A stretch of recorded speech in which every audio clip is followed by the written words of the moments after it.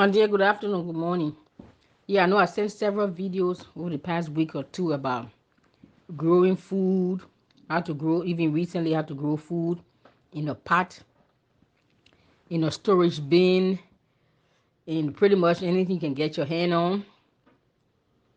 And don't dismiss those videos, even though some of you may say you don't have enough space or whatever your excuse is. Once you get your own space or you have enough space in your backyard, your patio, start to do this. 1 or 2 parts, start something. Please, it's not too late. Start throwing some seeds and start doing something. Especially us Africans and foreigners. These are skills that I'm gathering. These are skills that we should gather. Unless you plan to retire and die and live in the West forever, then bless you. But even if you do that, even if your goal is to retire and stay in the West forever, you still want to grow your own food. Why? Because we know the whole system is crumbling.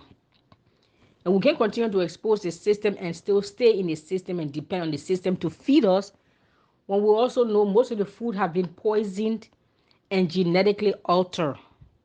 So why wouldn't you want to even do your best? Guarantee you may not be able to 100% pull yourself and your family out of the system, but try and do the best with what you know and what you have. Like, do the best that you can. And then leave the rest up to God to help you to clean up whatever.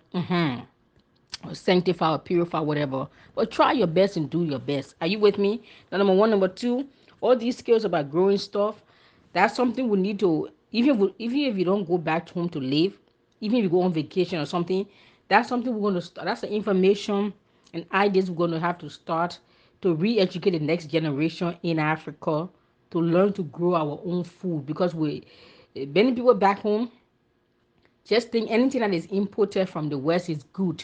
They don't even know some of those food are poison. And we have some of the richest land and soil in Africa that we should be the one exporting food to the world.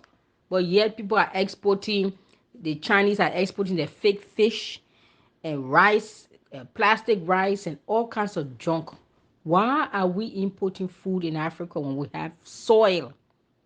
So I've made up my mind, one of my campaign when I decide to whether visit or move or whatever the Lord tells me to do is to begin to teach the next generation how easy and simple it is to grow. Imagine every citizen in Africa have a little small little mini garden in their backyard. Imagine that. Bring it to the West. If everyone in America have a little garden, whether in a patio, on their patio or in their backyard. Now I've discovered something fascinating. All your kitchen scraps, minus the plastic bags and the cans. But all your kitchen scraps, fish bone, chicken bone, rice, uh, orange peel, banana peel, apple, any skin and peels of the food, fish head that you don't need, you should put them in the garbage and throw them out. Let the garbage man take them out. Did you know those are natural, fresh, natural, organic fertilizer and compost for your garden? Since I've discovered that, I don't throw away any kitchen scraps. I, since I have patio garden, I dig in the middle of my pots and I bury all my kitchen scraps in there. Yes. If I want instant fertilizer, what I just did the other day, I took some banana peel, plantain peel, because I was cooking some vegetable soup, a sweet potato skin, some fish bones, some fish head, some eggshells, and I put a little bit of water and put them in the blender. I have a really old blender that I found. I put in the blender and I blend them. They became like puree, and that's like instant fertilizer. And I went and dug in my pots, each of my pots, and I bury a few tablespoons in each of them, cover it up, and water them. That one is instant fertilizer, instant food for your plant. The regular scraps, if you don't blend them up, you dig them deep and put them in there. It would, some people say it take 2 to 4 weeks for it to become soil or for it to begin to decompose. It's not decompose, not even the right word. For it to become, it's for it to become like soil, because it turns right back into the soil. It become, you see nature. So they really know if we do that. Imagine the amount of garbage, just kitchen scraps alone, that we can save from the planet all over the world if we each begin to do that. Beloved, please watch these videos, take notes, mental notes, and physical notes. Begin to put them into practice in your own place as best as you can. But those are tools, don't just dismiss them. Those are tools and knowledge and information we can go back and train the next generation. And even you got kids, grandkids in your house, start to train them too. So because they are the next generation also, don't just wait to go to Africa. They are the next generation. Begin to train them that they will grow up. Something as simple as planting some tomatoes, some onions.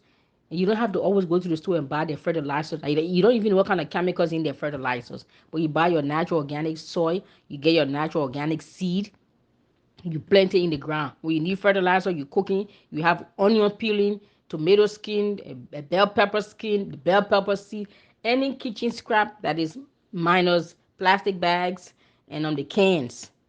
But paper, even the egg container, the paper one, you can break them up, throw them. Those are all kitchen scraps. Paper towel, they are kitchen scraps.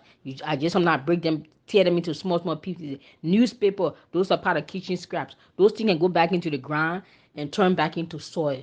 But while they're breaking down and turning into soil, they are releasing great minerals and nutrients to feed your vegetables. Now you know what your vegetable is being fed on. You can go buy fertilizer from the store, but you don't even know what's in it. When we begin to use and bury your kitchen scraps, now you know what's going back into the soil. It's the very same food, and your plant love it. Whether your plants are vegetables plants or just plants for decoration, they love those things because that's what they are made of. You're giving recycle. That's another best way of nature, recycling. If the whole world begin to practice these things, imagine the amount of tons and tons of kitchen waste that we save. But they don't teach us these things in school. Imagine you begin to teach a whole new generation from kindergarten or from first grade or second grade straight through college. Imagine to show them the benefit and the purpose of growing your own food and helping the planet at the same time and helping to reduce wastes that ends up in the ocean that will kill. Come on, beloved. Come on. When I watch some of these videos on YouTube, I'm amazed and I'm marveled that why are they not teaching these things in school? You and I both know why. But and they have closed a whole lot of plant, a whole lot of fertilizer plant with all the chemicals. But they just shot themselves in the foot because they close all the fertilizer plants that are full of chemicals. And then people are learning now that you don't really need those things because 100, 200, 3 years ago, before civilization came, what was people using to fertilize their vegetables? Was it their fertilizer plant? The whole big factory plant, all the chemical, what they mix up all the chemicals, they call it fertilizer plant for the food, for the vegetables. Before those factories were built, what were farmers using 100, 200, 3 years ago? Is exactly what we're rediscovering and using now. Kitchen scraps, period. Maybe the cow manure. You take all the leaves and the branches and the dry up leaves and fresh leaves and branches from your garden, if it's organic, or from your lawn if it's organic, you chop them up and bury them also with all your kitchen scraps. Those are all natural fertilizers. So before they build a factory plant to create fertilizer on a mass scales, what were farmers using? You see? So they have just shot themselves in the foot, or they have overplayed their hands by closing all the fertilizer factory plants all over the world. Now people are going back to the days of old. I think God sometimes intended and wanted us to go back to live the way we should have lived, to feed the body what it needs, because food is our medicine and medicine is our food. But somehow we have gotten away from that, and people want to create food in the laboratory and they want to give it to us. I'm not going to call the names. People to take my YouTube video down. You know who I'm talking about. Some people want to create beef and chicken and vegetables in the laboratory and feed it to human beings. And then when the body rejects it and breaks, when the body rejects that kind of food and the body begin to break down in the form of sicknesses, disease, disease, discomfort, then you go back to the same people to give you medication to only what? Masks the symptoms. That's it. They cannot kill you. But food was meant to be a medicine, and medicine was meant to be your food. We have gotten away from that. We're going to have to go back. So they will close all the fertilizer plants. They may even put many farmers out of business. No problem. But when each person begin to grow their food and this information begin